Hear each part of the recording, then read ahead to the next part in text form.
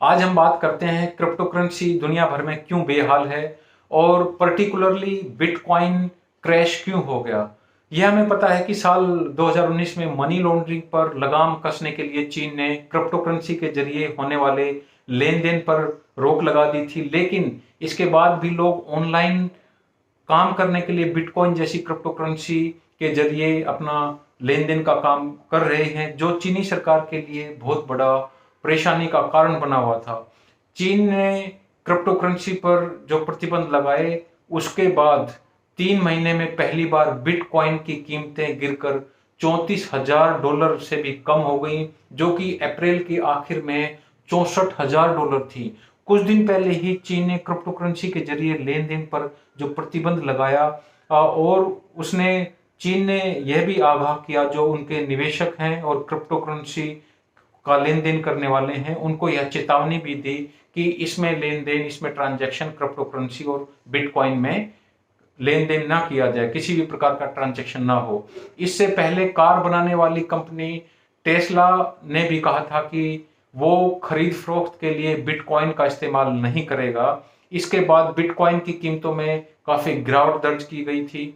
इसके साथ ही Ethereum block chain network के ईथर और डोज कॉइन जैसी जो दूसरी क्रिप्टो करेंसी है, उनकी कीमतों में करीब 22 और 24% की गिरावट आई है। इस समय दुनिया भर में लगभग 6000 से ज्यादा क्रिप्टो करेंसी चलन में है। यह गिरावट केवल बिटकॉइन या दूसरी क्रिप्टो करेंसी में आई हो ऐसा नहीं है। एलन मस्क के ऐलान के बाद उनकी कंपनी टेस्ला के शेयरों में भी लगभग 3% की गिरावट आई थी। एलन मस्क के पास लगभग $1.5 अरब की क्रिप्टो करेंसी भी है। मार्च में टेस्ला ने ऐलान किया था कि बिटकॉइन लाओ और टेस्ला की कार ले जाओ, यानी वह बिटकॉइन के जरिए भी टेस्ला की गाड़ियों की खरीद को स्वीकार करेगा। कई पर्यावरणविदों जो एनवायरमेंटलिस्ट हैं, उन्होंने और इन्वेस्टर्स ने इस कदम का, टेस्ला के इस कदम का विरोध किया था, क्योंकि बिटकॉइन में माइनिंग में काफी ऊर्जा लगती है और इसमें कई हाई पावर्ड कंप्यूटर का इस्तेमाल किया जाता है। अक्सर इसके लिए जिस पावर का इस्तेमाल किया जाता है वह ऊर्जा का मुख्य स्रोत कोयला है। जो माइनिंग के लिए जो एनर्जी प्रोड्यूस करने का जो स्रोत है, सोर्स है, वो कोयला है। एलन मस्क ने अपने फैसले पर यू टर्न लिया और जलवायु परिवर्तन की चिंताओं को देखते हुए क्रिप्टो करेंसी से टेस्ला की गाड़ियों की खरीद की अपनी योजना को रद्द कर दिया।